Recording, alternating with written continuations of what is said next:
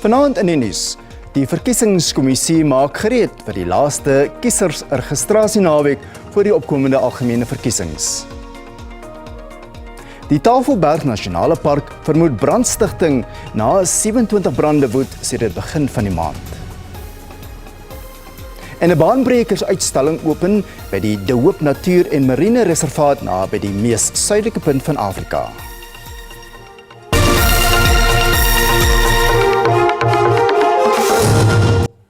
Goeienaand en welkom by die nuus.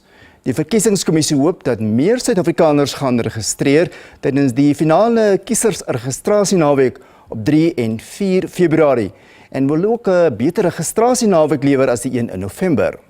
Toe het ontevrede betogers sommige registrasiepunte geblokkeer en mense verhinder om te registreer, iets wat die OVK hierdie keer wil verhoed. Gedurende die laaste registrasieveldtog het die OVK interaksie met meer as 2 miljoen kiesers gehad.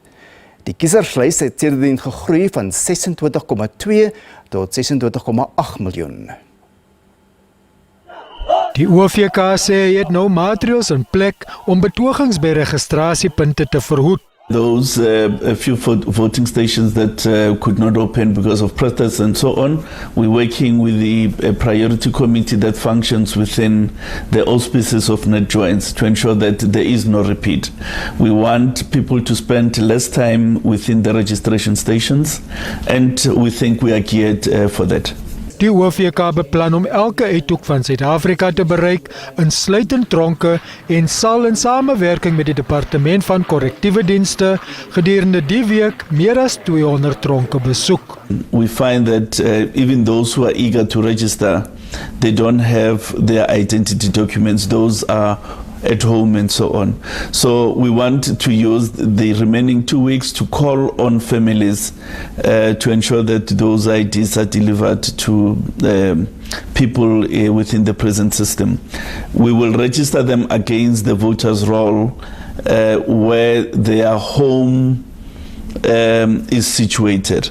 But on the day of the elections, they'll be deemed to be in the voting district where the prison is located. So they won't vote using a special vote. They will be voting on election day, as with all South Africans. Daar word voorsiening gemaak vir diegene buite die landsgrense. South Africans who are abroad now have an opportunity to register online since December last year. 7,000 persons have registered using our online system from all over the country. But beyond that, we are giving them an additional opportunity on the weekend of the 26th, 27th, 28th, any of those 2 days. It might be different in different countries, but it's a combination of 2 days within that 3-day framework. So embassies will open, consulates will open, high commissions will open between 8 and 5 for 2 days. Die OVK sê hy sal deurlopend inligting sessies hou. Oud-president Jacob Zuma stel eie belang voorop.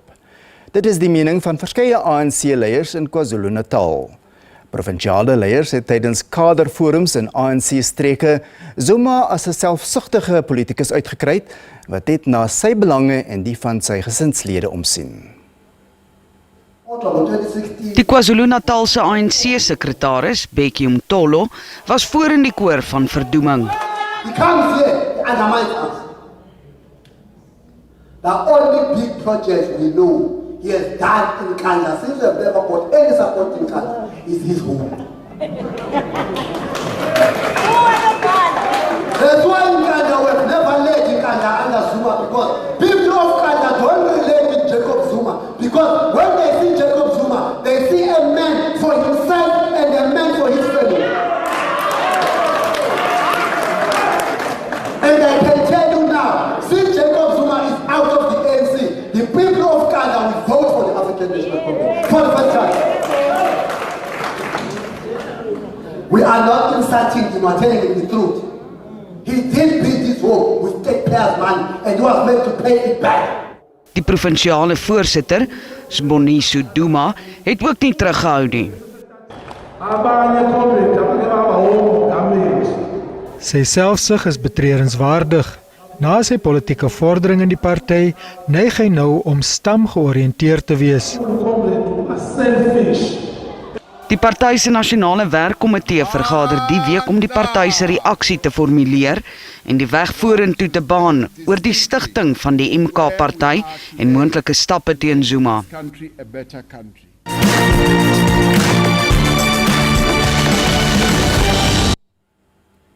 Jordanië se minister van buitelandse sake, Ayman Safadi, sê Israel ondermyn die internasionale gemeenskap se oproepe vir 'n twee-staat-oplossing om vrede in die Midde-Ooste te bewerkstellig. Dit volg nadat Israel se premier Benjamin Netanyahu gister herhaal het dat die oplossing 'n eksistensiële gevaar vir sy land sal inhou. Safadi het voor 'n vergadering van die Europese Unie se ministers van buitelandse sake gepraat en Israel het herbevestig sy doel is om Hamas te ontbind en om nasionale veiligheid te verseker. Die voormalige Amerikaanse president Donald Trump gaan volgens alle aanduidings môre verkies word as die Republikeine se presidensiële kandidaat in die Amerikaanse deelstaat New Hampshire.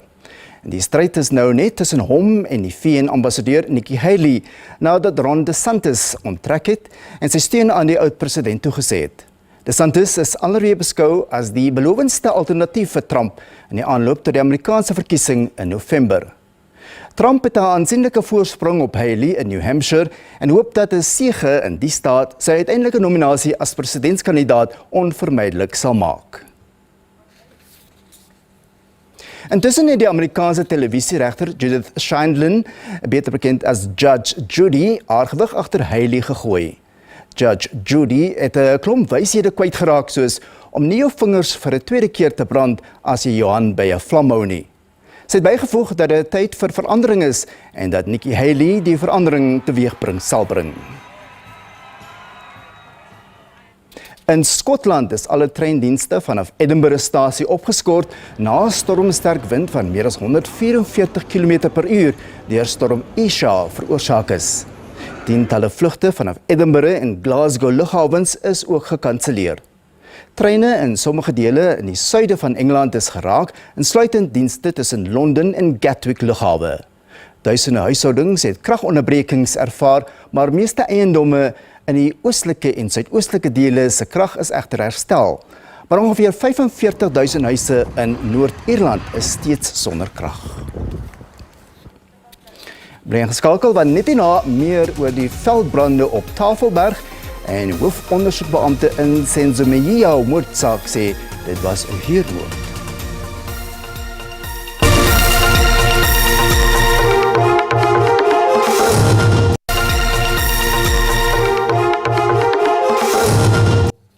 Ons gaan voort met die bulletin. Die bestuur van Tafelberg Nasionale Park sê hy het nog nooit voorheen 'n brandseisoen soos nou beleef nie. Owerhede sê 27 veldbrande is sedert die begin van Januarie in die park aangemeld. Hulle vermoed opsetlike brandstigting en gaan die polisie nader om ondersoek in te stel. Dit was 'n uitputtende 2 maande vir brandweerspanne in Kaapstad. Die grootste van die veldbrande het in Desember deur Castle Rock beweeg en is vererger deur brande in Glencairn en Hout Bay. We've had a couple of big fires now in January with the Cork Bay fire and now the fire on top of Red Hill.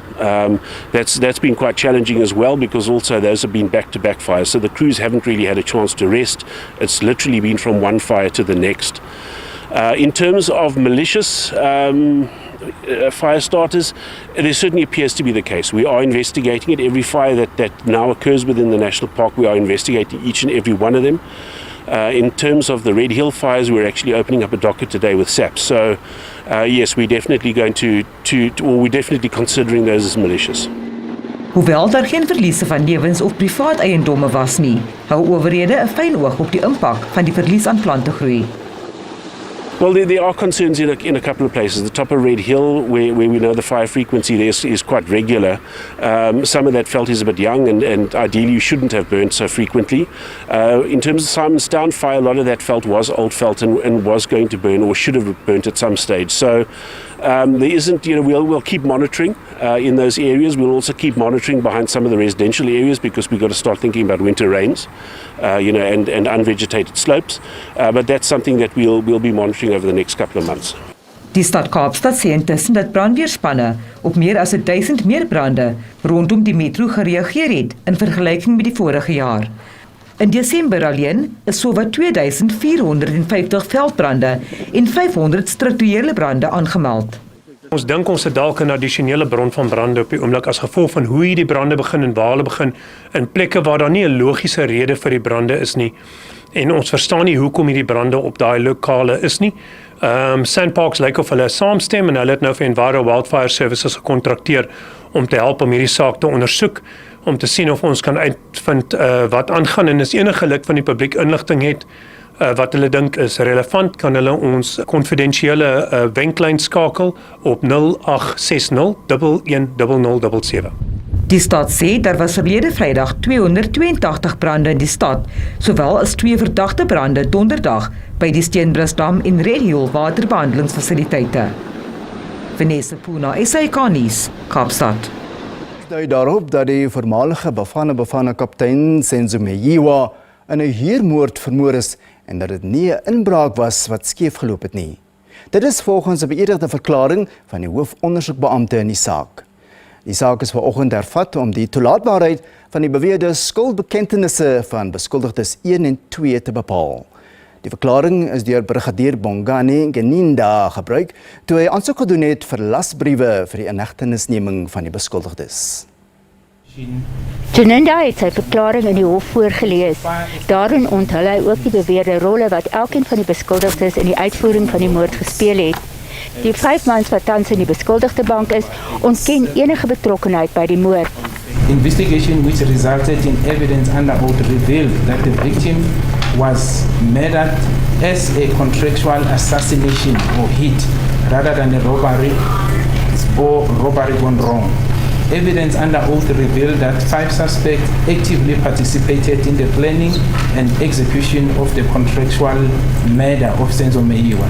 Geninda het ook getuig dat beskuldigde nommer 2, Bongani Ntanzi, nie net skuld erken het nie, maar ook gesê het dat hy teen die ander beskuldigdes sal getuig. He is further linked by means of a formal confession he made to the Commission Independent Officer on the 30th of May 2020. The suspect further made a formal pointing out the sequence collection prior to the incident, the guarding of the outside of the house during the assassination, and the dropping of the accused at the cell phone tower referred to herein above.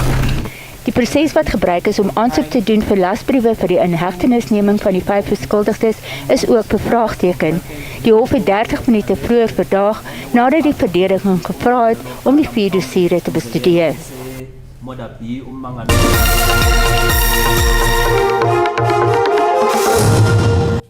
En nou vir die dag se markaanwysers.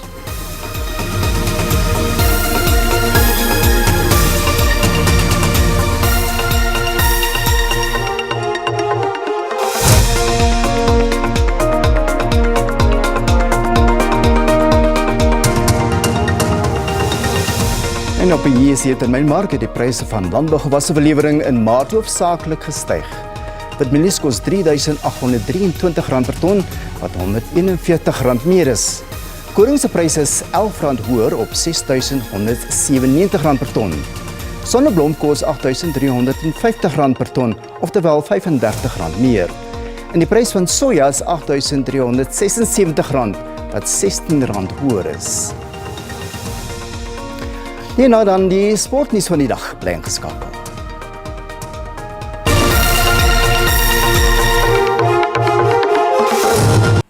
'n Baanbrekersuitstalling is by die De Hoop Natuur- en Marine Reservaat naby die mees suidelike punt van Afrika in die Wes-Kaap geopen.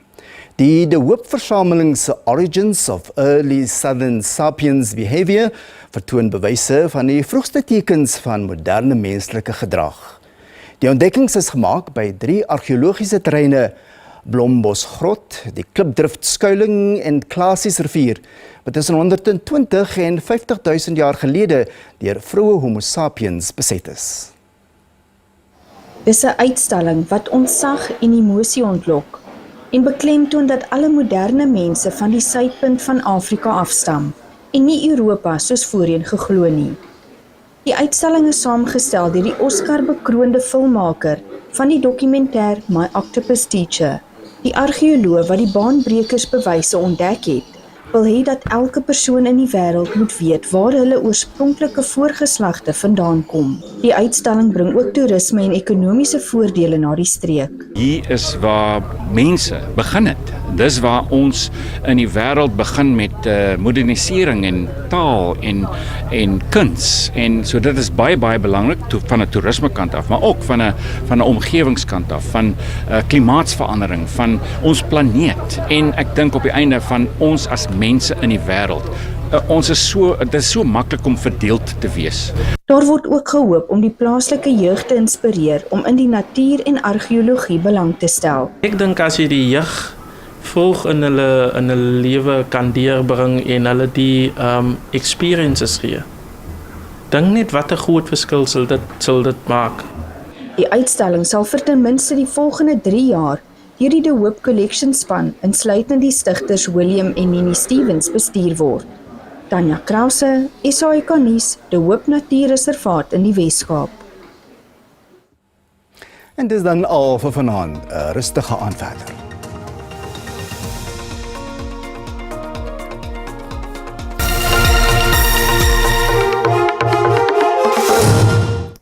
Goeienaand en baie welkom. Kom ons kyk wat die weer vir ons inhou.